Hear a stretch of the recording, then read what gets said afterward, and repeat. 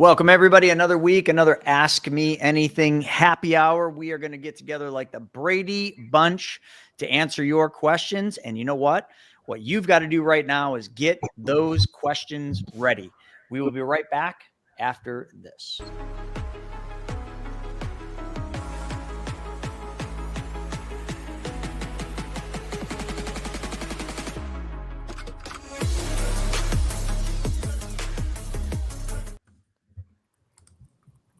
All right, folks, we are back at it. Another week, another Ask Me Anything happy hour. We're waiting for you to put your questions in. I know everybody's always a little slow with questions. So what we're going to do is before we get into your questions, we're going to go around the block here, starting with Mr. Snaggy up there in his new fancy blue office. It's like Oompa Loompas.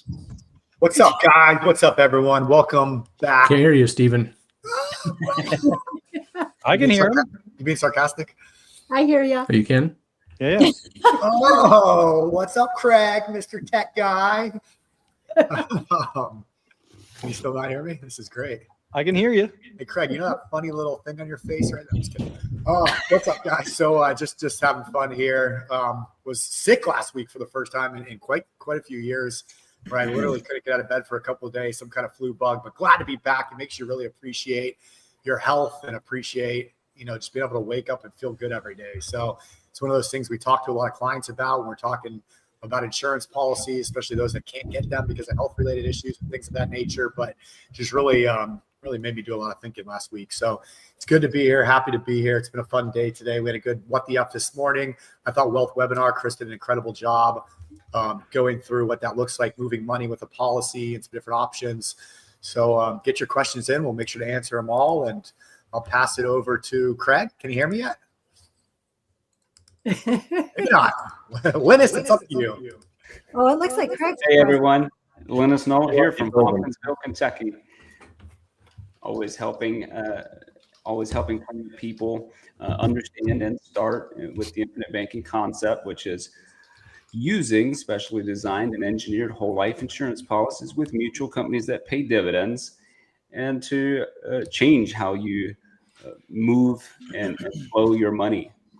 So this past week, I helped a grandparent obtain whole life insurance policies on their grandchild and great grandchild. It was really cool to be a part of that for that 3 generation out of legacy transfer. So that was cool.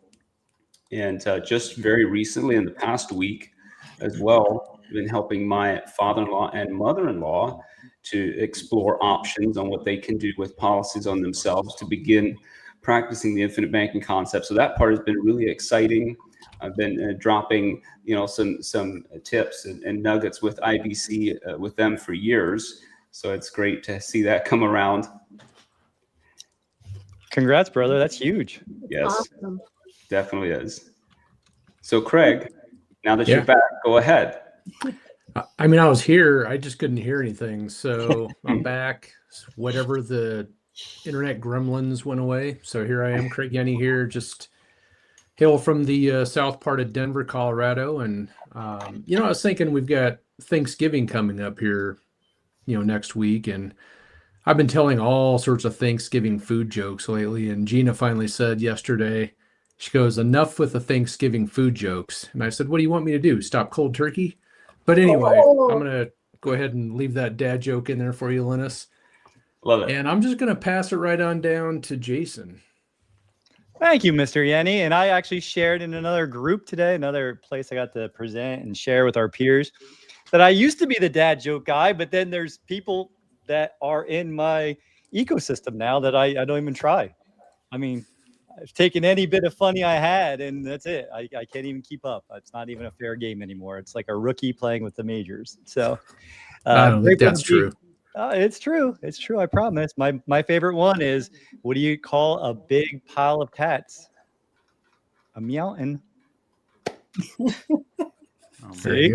That's it. That's it. So over to thank you for being here. Put your questions in the chat. We're going to have some fun with all of you today. And over to Miss Shauna over here. Hello, everyone. Been a good day. The wealth webinar was really cool.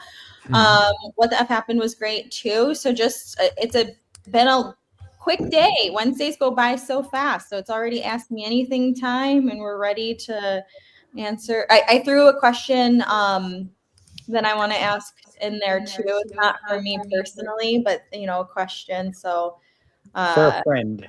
yeah, I'll pass it down to Brian. Hey, everybody, Brian Fauci up in North Idaho. Up where I live, one of the biggest things is you got to get ready for winters, and you have to make sure your equipment is running. We have obviously tractors and all that kind of stuff. And I've had a bobcat or a skid steer sit in my front yard, stuck there for the last, 9 months. Somebody came over today, and they got it running. I was so excited. It has a huge snowblower in the front of it. He left. I hopped in it, was taking it back to our barn to park it, and it started making a knocking noise. Very bad, very potentially expensive. And so I have this policy over here called Infinite Banking. It has about 6,000. It's one of my smallest policies. And I'm like, I might have to be tapping into that thing to get a new motor, decent motor for a Bobcat. So I always have a policy sitting over somewhere for emergency funds or unforeseen expenses. And that's exactly what this one is for. I hope I don't have to use it, but if I do, hey, it's not going to come out of my pocket per se. It's going to, or my savings in my cash, it's going to come out of my policy. So always be prepared. So there we go. So over to Tess. Hi, I'm Tess Hulak, and I'm going to have to do that too. I have a couple snow blowers. I better make sure they're ready for the season. My dad leaves his extras over here.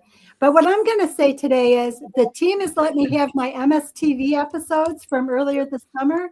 So anyone who would love to see MSTV, I have about 6 episodes on my personal page. So go on over and check them out. Now on to whoever's next. I do have one question for the group here. So 3 of you all have microphones, showing in your view of doing these webinars. 2 of you do not. So I wanted to ask those of you that do, have you ever thought about using one of those microphone flags, like one of those boxes that puts on there with like your logo on it? Or do you like the plain clean look? I don't know what you're talking about. Okay. Like Glad you asked. Let me show you. So like these things right here, like you can put like a BYOB or Founding Fathers logo or whatever. So I can't hear Steven and I can't hear Shauna, so I don't know. I might have to leave and come back. Selective hearing. I was just hearing you guys' opinions on. Honestly, I can't hear him. I had one before, and I ended up getting rid of it because it felt like when I was looking at myself, it felt like it was too big and taking up too much of the screen. So I have this one sitting over here on my desk. It's just sitting away from me, and it works great. So yeah. Like I took mine out of the view too. Like mine's sitting here, but. Oh, I have that one too. Well, not now, but I have it somewhere else. All right, we can get to it. Who's echoing? Everybody. StreamYard's a mess right now. Now, why is there 2 of us? Anybody? Is it like that on Facebook? I think we just see that on our end, and it's actually like a large screen view and a small screen view for mobile. Ah, okay. So great for showing us both.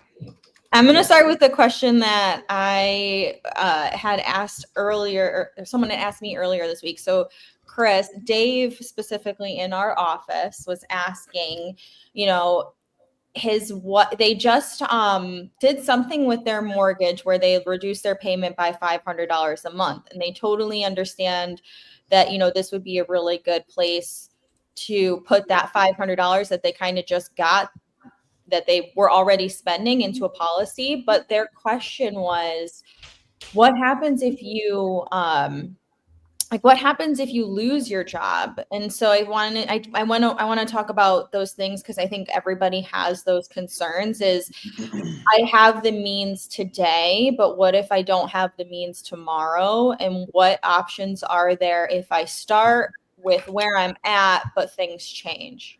Does that make sense? Yeah, it's a great question. It's definitely a good question. It's one I think about a lot too, because I've been intentionally trying to get fired, but I just cannot seem to get fired. Trying hard though. But when we build the policies, we build them with a lot of flexibility, and the flexibility is really determined by the client. So there's the P way, Okay. That we put on the policy, that's flexible. So if you lost your job, let's say, I'll just use $1,000, keep a simple math, 1,000 a month. So if you had a policy that was 1,000 a month, and of the 1,000, 700 of the 1,000 was going to the paid up additions rider, or they call it PUA, you could stop that at any time and then restart that. There's some rules, but like just keep this high level right now. You could stop that $700, which would leave you a $300 base premium, which the $300 would have to be deposited into your policy to keep it alive, depending on where you're at, because there are policies, if it's been around a couple of years, you have dividends. You can always apply dividends to that base premium to help reduce it in the event of losing a job and you needed to go from 1,000 down to whatever, 150. You might be able to get that by dropping the PUA for a period of time until you get back on your feet and get a job, and then using the dividend to offset the base premium amount, which would again further reduce it down to the bare minimum. Yep. One of the things too, Chris, have you ever done a video on like the origination of the policy loans in the policies? What do you mean by that? So like back in the early 1800s, why they started doing policy loans? Oh no, I didn't. And I read stories on that. I've never done a video on that. It's great. So and I tell the story quite a bit. So why did they start doing policy loans? Well, keep in mind, this is back in the 1800s, so very different time frames, but a lot of people had cyclical income, the reaping and the sowing. So you had good times and bad times, and people had life insurance just like they do now. But if you have a bad time, what do? Well, you start cutting expenses. You would cut your policy, and all of a sudden they'd have policy lapses or surrenders. And that's bad business for the insurance companies. So as I understand it, back then they said, well, wait a second, if we have this cash value or death benefit that they're building up here, what if we allow them to borrow a percentage of that death benefit based upon how they funded the policy to date, so they can borrow from the cash value to pay their premiums during the bad times and pay it back during the good times, the reaping and the sowing. And so the reason why policy loans exist is for that question right there. That's crazy. To make sure that you can pay premiums when you have a bad time, pay it back during the good. Brian, that's such a strong point. That started all the way back in 1848. Like that's the history. Yeah. So like if you think that Americans had better financial habits back then, maybe not. And the purpose, and think about it, if you think it from the mutual company's perspective, the purpose of a life insurance policy is to protect the family in case you have a catastrophic death, to replace that income so the family can get back on their feet. So naturally, the cash value is super valuable. And it's something, well, the insurance company's like, well, hey, in 1848, we don't want people surrendering. So let's let them borrow against this cash value because we're safe. And if they pass away, it'll come out of the death benefit. So like if you start thinking about the why mutual companies do it, it really helps you put all the pieces together to use this as a bank. Yeah. And I always get the question too was, well, why do life insurance companies allow you to borrow from the policy? So that you don't surrender the policy. That's good business for them and for you. That's actually the reason why it originally existed. Now, yes, we have morphed it over the years to also be a banking strategy, which is the Rockefellers did that in the 1800s too. But it's really cool. That's a good question. A good thing to ask the why. And then, the reason behind it makes sense. Yeah, and that's a great reason to when you're using a policy for infinite banking is to not borrow the maximum and keep some there for your reserves. If you're not holding reserves somewhere else, is that can be some of your reserves as well. And so that helps protect against unexpected expenses, as well as something really unforeseen coming up where you can't pay the premiums. So yeah, you could borrow to make the minimum premiums. Your IBC emergency fund. Welcome to the party, Mr. Kovacevic. Oh, don't even get me started. You know what it was, right? Technology, of course. Who let him in? What's going on? Everybody's having tech issues today, I swear. Mm-hmm. I had no tech issues. When you log in at first, you have to, if you want to broadcast it, you have to sign in. I just didn't get in here fast enough, Chris. So I was actually technically good today. All right. Shane's got a question about the Eckerd Oil deal from the Wealth Wednesday webinar today. Which investment is for tax savings and which is for the immediate cash flow when using a self-directed fund? I think self-directed was for minerals. Yeah, it's a great question. It's one that I always used to screw up to. The drilling The one I was referencing today, the drilling ones are the ones you do for tax deductibility. And that's the one that he was saying in a 24-month period, they've pretty much given all your money back on every one. So that's the drilling. You would not do drilling from an IRA. Then the minerals are the ones that's 12%. That one you would do from the IRA. And then the other one I was talking about, which maybe confused people because it was kind of like a one-off, was I lent money to Troy Eckard for that building that they were doing the video from. So that was just a promissory note at 10.25%. So that one I don't think is available anymore. So there's technically usually just mineral, which is think income, think interest rate income, and then the drilling, which is for tax deductibility and future investment growth.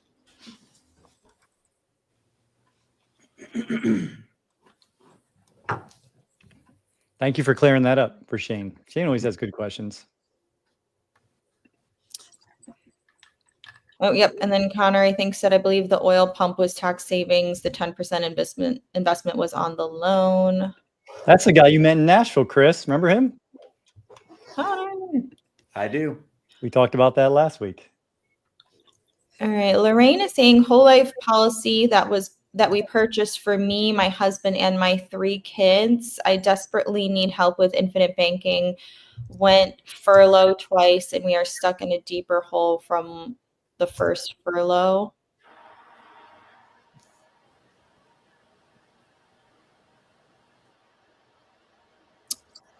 Whole life policy that was purchased for me, my husband, and my 3 kids. Let's say, do we know if it was infinite bankingly built? I'm wondering if she's asking about that being a possibility or if she has policy. Well, it's kind of what we just went over. You know, the furlough, I would assume, went through furlough twice, meaning you were let go from your job twice or kind of on hold on your job twice. Is that? I didn't know what you meant. Maybe the government layoff. I didn't know, right? Furlough is a layoff. That's how I was reading it. So we need a little bit more info, Lorraine, probably to give you a clearer answer. Because I know this is definitely, what's keeping you up. So, I mean, it's kind of like what I just said for the first one on, like probably the thing you'd want to do is go get on the phone with your I-team specialist, whoever that is, Ethan, Larry, Jerome, or Wes, and ask them to figure out what your lowest premium could possibly be on those policies. And then we can, cut PUA for the time being, and then see if dividends could help support some of the premiums. And that's going to get your payment, much lower, but give you the ability to go back up, when things kind of come back. Let's see, that's my question. Can I government shutdown? So, okay. Yeah, I wonder if they're in process. I thought that was all done now. I guess they're just not, the checks haven't started rolling, but because you're furloughed, you get all the back pay, right? So when that back pay comes, you should be in good shape. So it almost sounds like I wouldn't do any knee-jerk reactions, because if it's the federal government and you're just waiting on those paychecks, it's probably just a time frame. But I'm sure you're feeling like the world is coming down on you, because obviously just because your paycheck stopped doesn't mean bills stop. I've been there. So you might want to just, I'm sure. What insurance company was it that said any federal employees they were going to, Lafayette Life. What did they say? And I don't know what policy do you have, Diana? Is it, or not Diana? Sorry, who was that from, Shauna? Lorraine. Is your policy with Lafayette Life?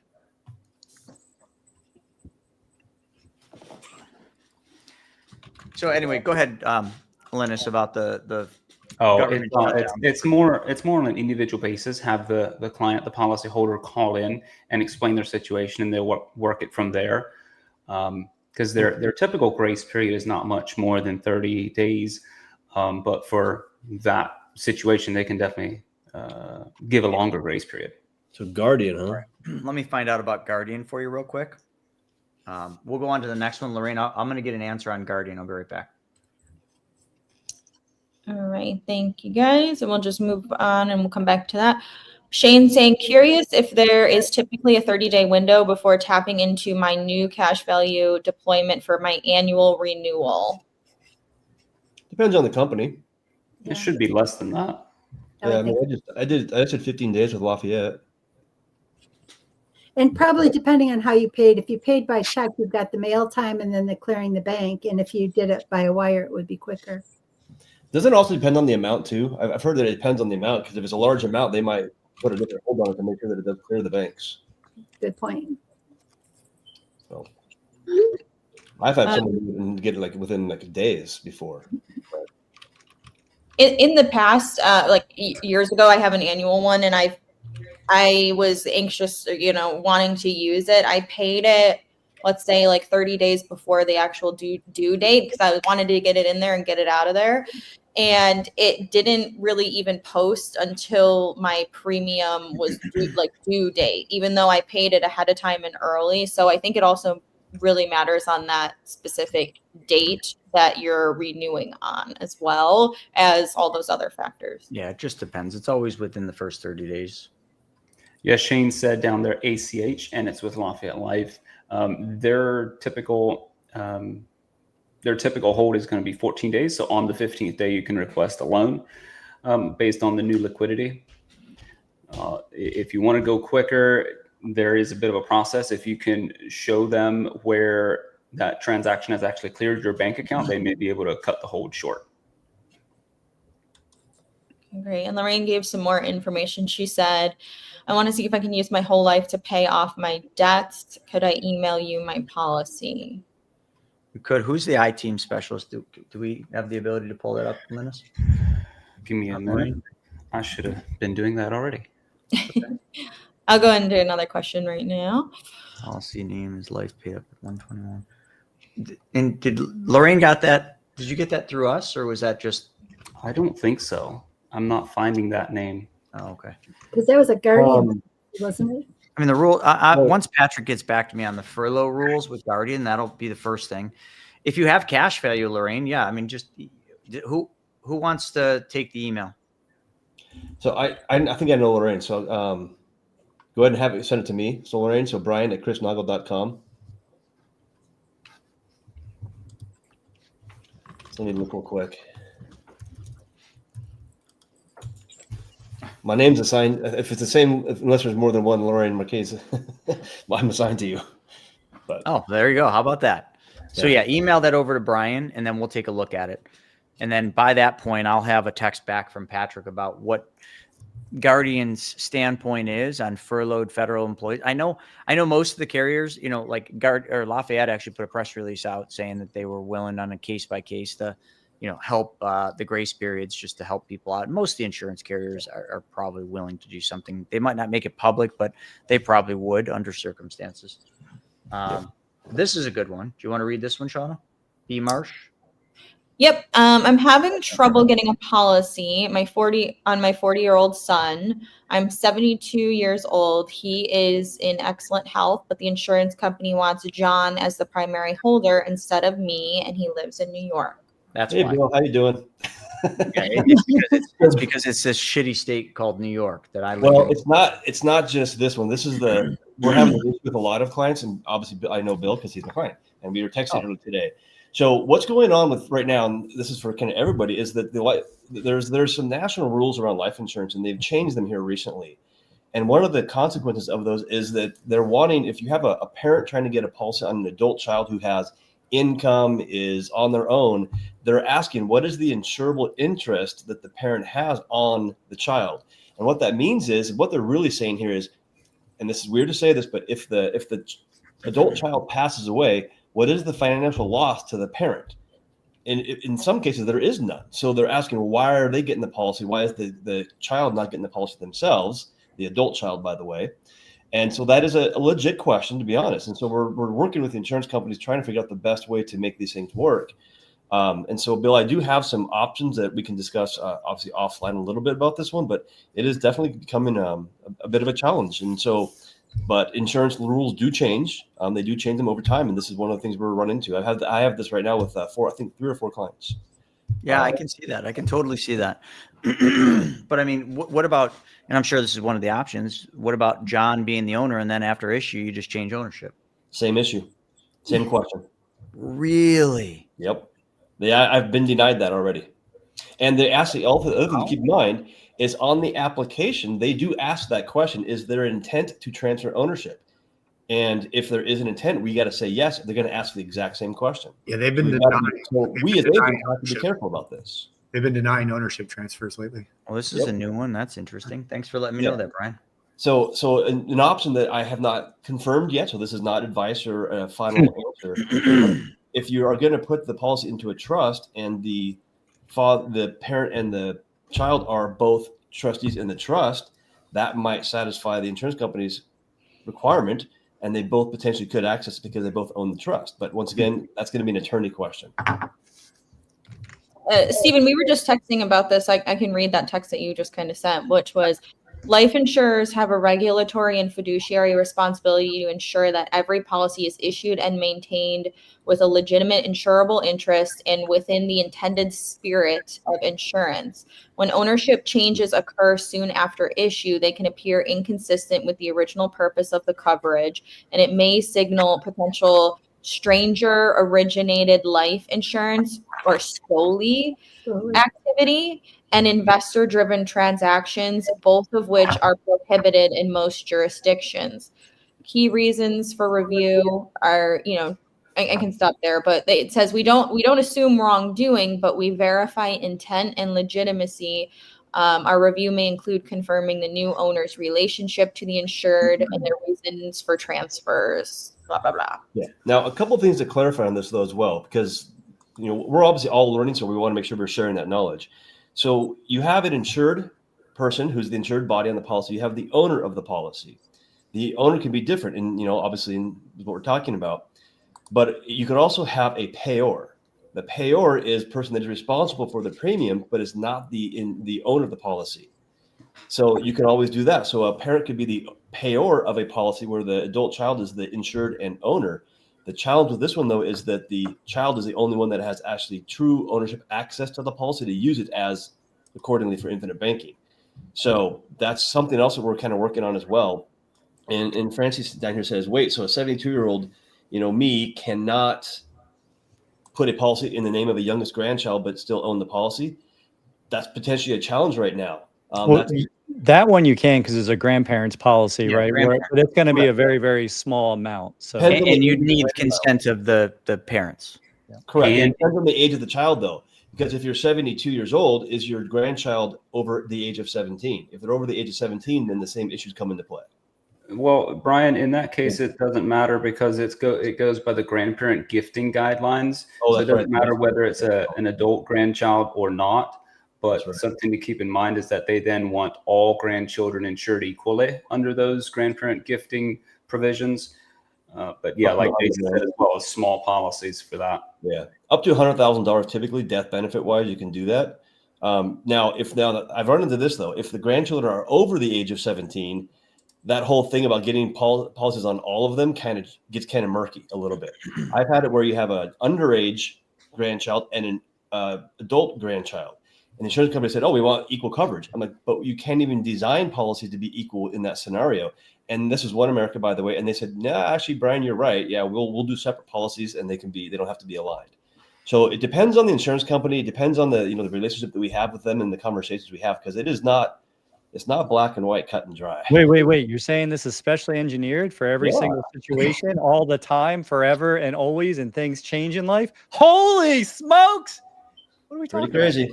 So yeah, No, it's also now we're getting to this depth. Like, this is really deep conversation, and it's probably a lot of people are like, "What the heck are they talking about?" Just if you hear us, what we're saying is we are so focused on solving your problems and finding ways to help you get what you want. And we're going to all the different carriers, all these giant mutually owned companies. They're all profitable every year for well over 100 years, and we're going into the weeds with them. We're building relationships. At the end of the day. Like, if you have someone that, really wants something big and you have a good story, I mean, this is what we talked about an hour ago. It's really how the story is being presented. Doesn't make sense from the mutual company's perspective that the story makes sense for protection, for other things, and it all kind of aligns nicely. Like, it's really our ability to present it. So the clearer people are what they want, what they're trying to do, the more clear we can be on the questions we're asking. When you're in these situations, because I'm just thinking from my perspective as like being a mother, like I can see my mom having an insurable interest in me, because if something happens to me, you know, she would have to step in for my daughter. So so things like that. I wonder if we bring in, like, yes, I'm an adult child, but my obligations get passed onto my family, you know, things like that. Well, that's how you would present it in the cover letter, right? You would present that exact scenario. Yeah, so that is insurable interest. In my cases, there are no kids, the grandkids to create that, and then additionally, they have spouses that are would take that as well that are in the household. So it's definitely specially designed and specific to each case. Interesting. Okay.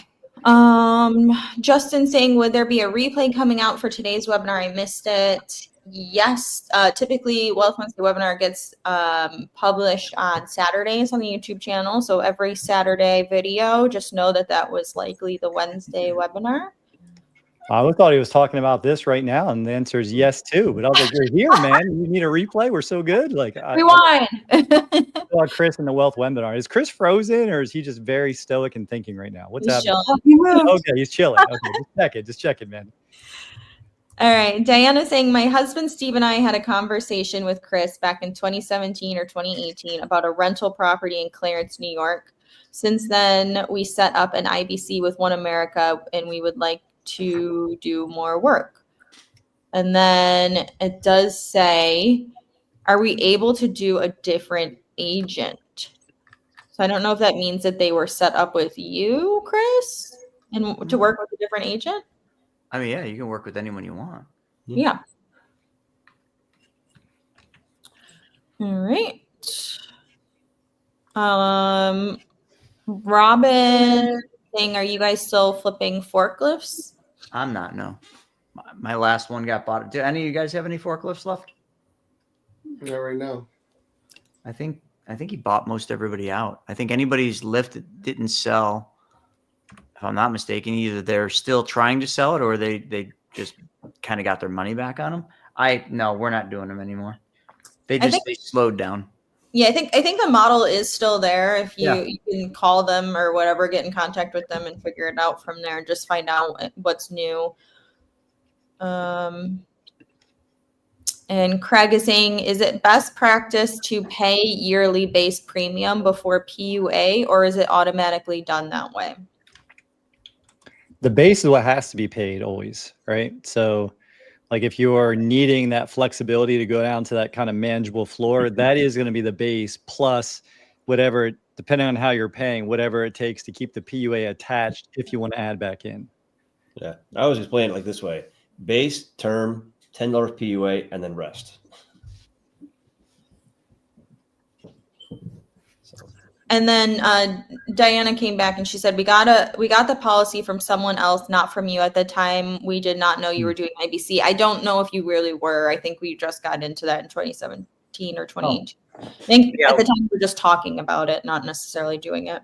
Got it. Yeah, you can. It's called a servicing agent. Like there's a servicing agent, so you can change that at any time. So you could literally call One America and get a servicing agent change, and then just change it to anybody you want. If you wanted me or any of the folks on here, she may have gotten it through Brent back then. Yeah, could have been. Yeah, very well could have been. So if that's the case, just wait. But yeah, you could just change that over. Piece of cake. Can we drop the round robin link for her to be able to book a call with someone on the team? That's probably a really good idea. Yeah, we probably should do a review of it anyway. Yeah. Well, also it should be under the Brent Kessler agencies first, so that would be us anyways. Yeah. And then to that point, if you go to mentors.beyourownbanker.com, that's for if you want to have any of these conversations, if you want to get started with a new policy or get started with your first policy, that is where you go to get on the calendar for a 45-minute call. I'm just like sitting here trying to remember what house that was in Clarence, New York. I've done so many, I can't remember. That's what I'm stuck on. Oh, and we already answered that. Antonio is saying, hi team, what is the cost for the vault? So the vault is $47 a month. And there's a couple options. So you could do, I mean, the most common one, depending on if you're doing I have the page actually. I can go through it real quick if you want. Yeah. Because I was actually looking at the vault earlier. There's 1, 2, 3, 4 different plans. If you go to BYOBvault.com, the lowest one is $16 a month, and the next one up is $41 a month, and then the family plan is $60. That's if you pay annually, though, Shauna. Click that little button to go to a monthly. Oh, okay. Yeah, so go to BYOB Vault, and there's 4 prices on there. I guess technically 8, depending on the mode of payment, and then. Yeah, the main plan to manage policies, velocity banking, everything would be $49 a month. Or if you did annually, I think it works out to be $490 a year. And then you save, it's like saving $8 a month. All right, love it. Francie is saying, do they stay available on YouTube for a while? Yeah, all the webinar replays and most of the videos are on there indefinitely. And then Christian Omar is saying, Joe, my better half is really excited and ready for the gas pedal not to come up. I told her she better buckle up. Yes. That's so great to hear. I think back to several years ago when I was working with Christian and trying to help him get started. I moved some mountains for him, and then it was just not the right time for him to start after all. And so he's kind of been in and out some for a while, and he only just got started with his first policy this year. And so it's so awesome to see him like just full speed ahead.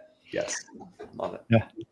It just didn't happen yet, right, Linus? He kept at it. He kept wanting to do it. He was solid. I mean, he's talked to everyone on the team. Like he's awesome. He's supporting. He's around the route. He's around the campfire, folks. So Christian's coming. He's listening to all the webinar. He's constantly learning. He's constantly sharpening his saw. Something to kind of watch and do for yourself if you're really looking to make changes in your life. So good example. All right. Dino, I did read your email today, actually, saying, do you help here in the UK? Can you guys answer that question? Yeah, I don't think the UK has whole life insurance policies. I'd have to do another search to find out, but I'm almost certain I've looked before. So I got a good video. I'll put it in the chat for you, Dino, on how to use IBC outside of the USA. The only thing you won't have is the actual policy to run it, but there are other ways to do it. And I'll give you that video that shows you how to do that. All right. Shane is saying, Jose called me yesterday for the next PMC Money Tank, which is probably in Atlanta. I'm curious if you've been to the Mike and Mike house walk and what it entails. So like the bus tour thing with the Mike and Mike's. I have not been to theirs specifically, but I'd love to. I'd love to too. Yeah. So, I guess the answer is no.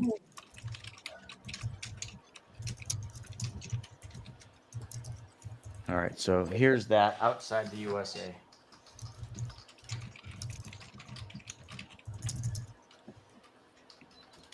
I've been sending that video. Well, I sent that video a lot in the first year because there's a lot of people coming through that were from other countries, UK, Australia, et cetera, et cetera. So, yeah, Australia definitely is a no-go. UK, I don't think it's either. No, they're all no-goes unless you're in the US or Canada, as far as I know. So, I've heard Africa has policies. Oh, nice. From Nigeria? Yeah. Some prince? Send me $1 million bucks. Brian. Sorry, a lot of questions are coming in real fast. I want to hit this one personally. So Bunny B883 is saying, how much in commissions will I give up if I open a whole life? Say I start with 10,000. So I had actually looked up in this, and I want to reframe this whole mindset around commissions. So in whole life insurance, the agent isn't optional. They're essential to helping the client understand, maintain, and actually use what they've purchased. So the commission isn't just a payment from the carrier to the agent for acquisition. It's an investment in the relationship with you and making sure that you stay with this policy, because the carrier wants trust-based relationships. So the agent, any agent that is going to become the face of that policy and the person that explains options, helps troubleshoot issues, and reinforce the value of staying the course. So client satisfaction equals policy longevity. And carriers know that when clients have a human guide, like any of these people on the screen, someone who explains how the policy works and when to use it, there's that trust that the carrier can stabilize their actuarial planning. And the actuarial planning is how the life insurance use math, statistics, and long-term forecasting to make sure that they can pay all future death benefit claims, maintain guaranteed cash values and dividends, stay profitable and solvent for decades. And actuaries are the professionals who do this planning. They look at how long people typically live, how often people cancel policies early, how the economy is doing, and how much cash value is building inside of these policies. So with all of that said, which I know is a lot, they build long-term models that help the company plan how much money they need to set aside reserves and how much they can safely pay out over time. Why this matters for whole life, and I'm getting there, okay, is whole life insurance is contractually guaranteed to pay out on death benefits and to make sure that they have stable long-term clients. So if too many people cancel policies early or stop paying premiums, it messes with their projections. And that's why the agent's role is keeping the client educated, exactly why we are on the screen right now, and educated and committed and actually are part of the company's success. So I'm not an agent, but I'm going to crusade for them right now. So if an agent can help you understand your policy, stay committed, and use it, we're helping keep that giant promise jar that the insurance companies are going to do what they say they're going to do for all the families that are going to be benefiting from these death benefits. That's why the carriers pay commissions. None of these people are selling you anything. They are helping with the math and the security for everybody who's going to own one of these. I'm going to stop there because I'm clearly passionate about this. I love this so much, Shauna. Thank you. I feel like we should all stand up a little straighter, get our chins up, be a little prouder, stronger. Like that was Shauna for president. Let's go. You heard it here first.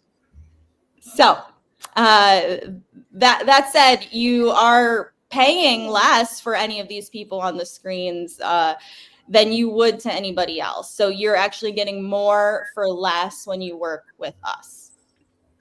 So if anything, it's just value add, value pricing.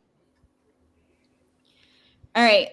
Diana was saying her agent's name is Barry and he's a great guy. And the address was 10640 Clarence Center Road, which I remember that address. Okay. Craig is saying, do you recommend now using all of your cash value instead of only using 85%, so that if my Mexican cartel investment gets blown up and I can't afford to repay, this way the dividends should cover interest? It's a good strategy. Yeah, it's more about not using all of your available liquidity just to be able to have a reserve for unexpected scenarios. When you say doing it that way so that dividends can cover interest, whether you use your max loan or not, it doesn't affect the dividends. And I think if I was my emergency fund, I'd rather have it inside of a policy than a bank. So I like that 85% rule. Make your own rule too. Like I really like that we're even having the conversation around rules, right? Like Joe says, if the money's not in motion, Yeah, not making money, right? exactly. And then I looked at, I've been putting the pedal to the metal here between investments and investing in the business, where I'm like, there's not really a huge liquidity fund. There's some, but there's maybe not as much as I'll be comfortable. So whenever you have that discomfort, it's going to make you feel a little uneasy. So you got to kind of set what that barometer is. Like Craig Yenny's really good about sharing this, but apparently his technical issues kept him from coming back. But there's a really good amount that's going to be personal. Like how much of a liquidity fund do you need available to feel safe? Right? Like Craig has good guidelines around that. I have my own now. Like he made me aware of it. And I'm like, wow, I am massively overcapitalized in some areas. So does that help people a little bit? Yes, and I think they kind of came from that the thought of like that the policy loans are there if you can't keep your policy alive, and I do feel like you should keep that buffer there. And Brian started out with saying that he's kind of always got an emergency fund for something. Yeah, for that tractor that just broke down, I think something like that, something of one of the machines in Oregon, so or Idaho. His for snow preparation. Yes. He loves the cold. Sorry, there's a lot of questions in here tonight. You better fly. Let's fast. What's it called? Rapid fire them. I hope this isn't true. Kevin said an agent took 60% of the price of my house sale and said it was standard. I had no clue. I don't know how that works. They'd be in jail. That's what I think. Predatory. No. Cashy. Okay, Sarah's saying, hi, just got married and house is still in just my husband's name, only with no mortgage. I have a bunch of debt I want to pay off faster. My name needs to be added to the deed first to do a HELOC, correct? Yeah, but maybe what you'd want to do, Sarah, is like an all-in-one, because that way your bank account would be attached to your HELOC. Joe, do you want to hit that? Because I think if they're looking at a HELOC in this case, like that'd probably be way better to do a first lien, wouldn't you think? When they do a HELOC at closing, they can add her name to it. Yeah, I mean, either way, they'd be able to add it.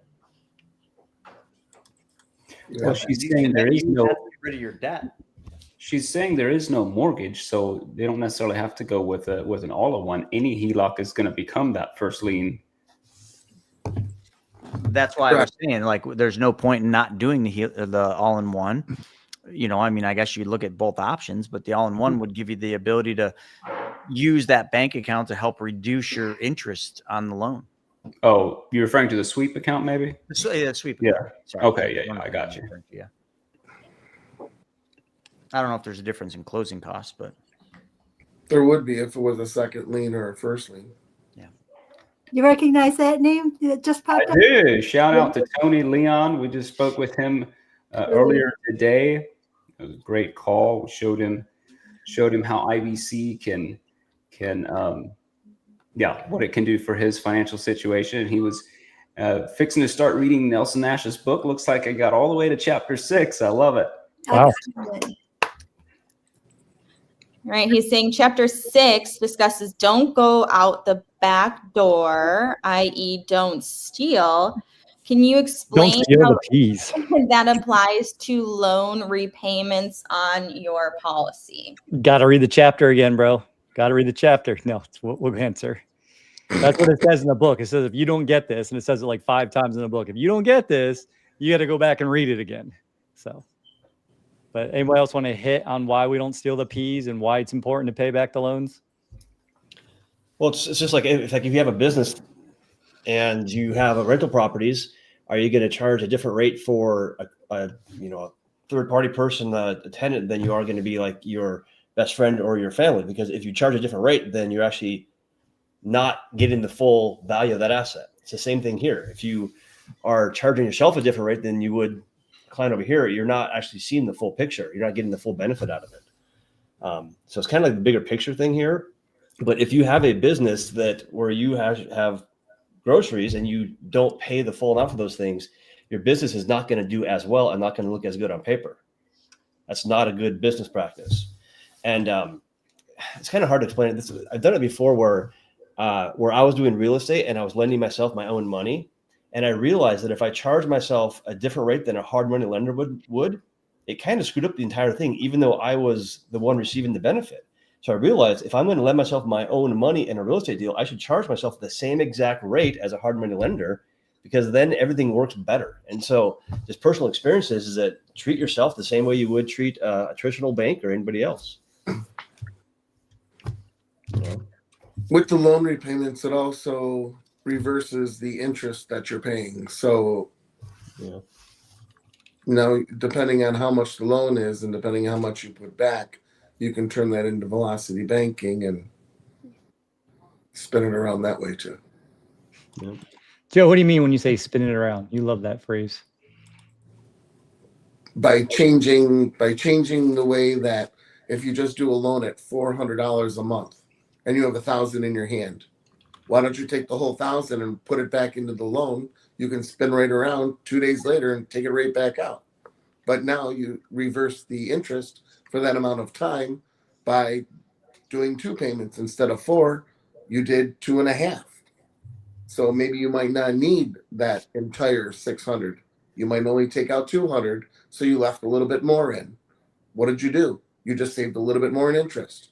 You're doing velocity. You're putting more in than what you said you were. And it's still accessible. As soon as the loan repayment goes, it spins right back over to cash value. In a couple days, you can utilize it again. You can turn it right into, more or less like a revolving line of credit if you wanted it to. I've actually learned that in the last probably 6 months, I was just doing what I think a lot of people do is I would take the amount of my, like a loan for my investment, I'd put it in an investment. I would make interest off of my investment, but I was just like taking that money and just like kind of like living off it or keeping it in my regular bank or whatever, like interest money from that was, because my mentality is I'm going to take that whole amount when the principal comes back and pay back that loan. I just started really, really realizing how inefficient that is. And a couple of ways I've looked at it is what Joe was just saying, is if you start putting money backfilling that loan, you're paying less interest. What happens if I fill, and me and Craig have talked about this, is like, this is the new logic that I have too, is what if you really did wealth build? What if instead of that new money that I just created, that new line of interest that I never had before I only had the paycheck that I went to work for, why do I have to start using that now? What if I just put that back in the loan?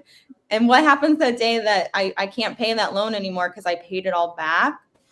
That's great. I pull over there. And then let's say the principal from my interest comes back. That's a whole new check that I have that's huge and whole, and I pretty much doubled my money. I can go start a new policy. It's just a way to automate build wealth. And I will say, as somebody who works here, I didn't really see that until the last 6 months. So that's my new strategy: is don't freaking spend the new paycheck, put it back and double your money or whatever. That is spot on. That is it. Exactly how you build your banking system is that it takes diligence and takes, being methodical in how you do it, but it has massive rewards at the end. And like Joe said, it's there whenever you need it. Like I just had to get really expensive tires, and I'm just going to dip in for a loan, and I'm going to, like, all the things is there whenever you need it for whatever you need. Dude, you should see the mutters she put on her SUV. They're actually all seasons, but I looked at them too, and I was like, wow, those are beefy. Nice. All right. We only have we had more questions than we have time left. So we will just have to get to more questions here soon. Those tires would probably be considered obnoxious around here on a credit card. Safety around here. Dino saying, I'm researching setting up a family investment company, FIC. We have whole life policies with profits here in the UK, but you indicating a BOLI needs a specific structure. I've not dug into that deep yet. And then I'm watching the bullion markets and stacking silver, diamond hands. Diamond hands is probably an emoji.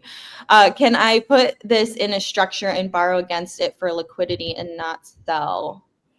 There are companies that do that. Yeah. If you got silver or gold, there's companies that it's kind of like a margin account against your holdings. You just got to find a company that will actually give you the leverage on that.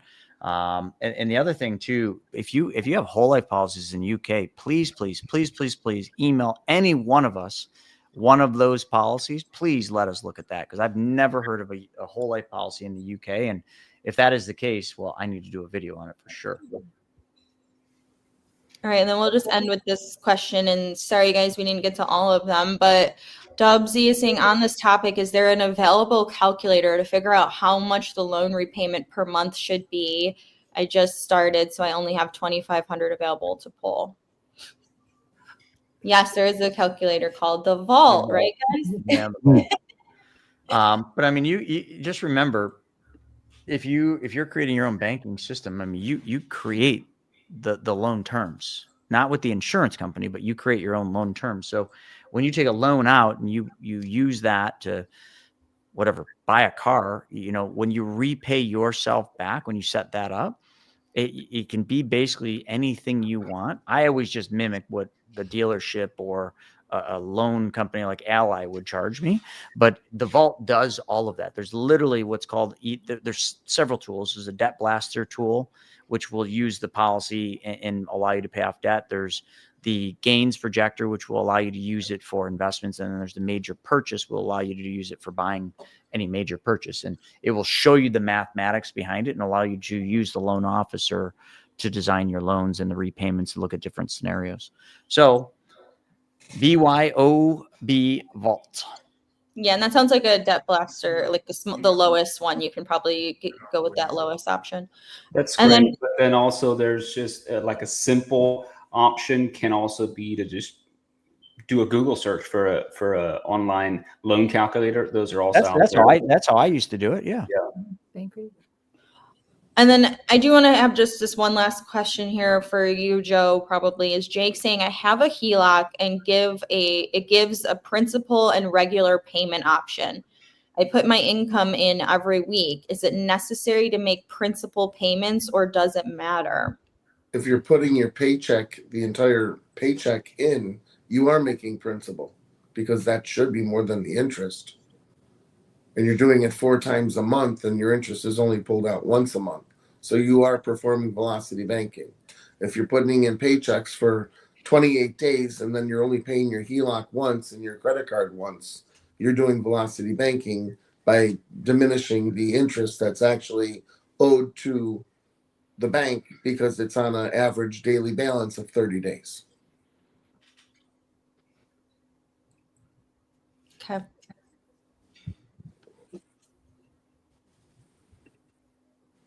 All right, I'm sorry. I don't like leaving one person out. We're going to answer this as fast as we can. So Millie's saying, so do I have to open a policy under my own name for my own banking systems, or can I just do it under my grandchild? And does it make a difference if I pay my year up front? Doing the annual premium versus monthly or whatever fits your cash flow, not a huge difference. It can be designed around that. So it's really just whatever fits your cash flow.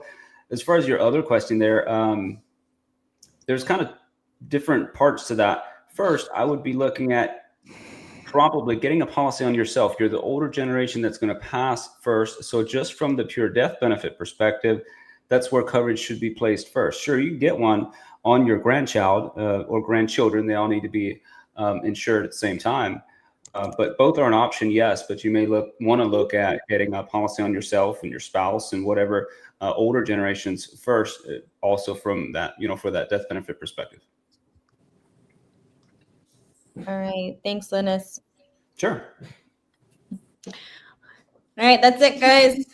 That's it. That's all. Thanks, everybody, for joining us for another episode of Ask Me Anything Happy Hour, and we will see you on the next one.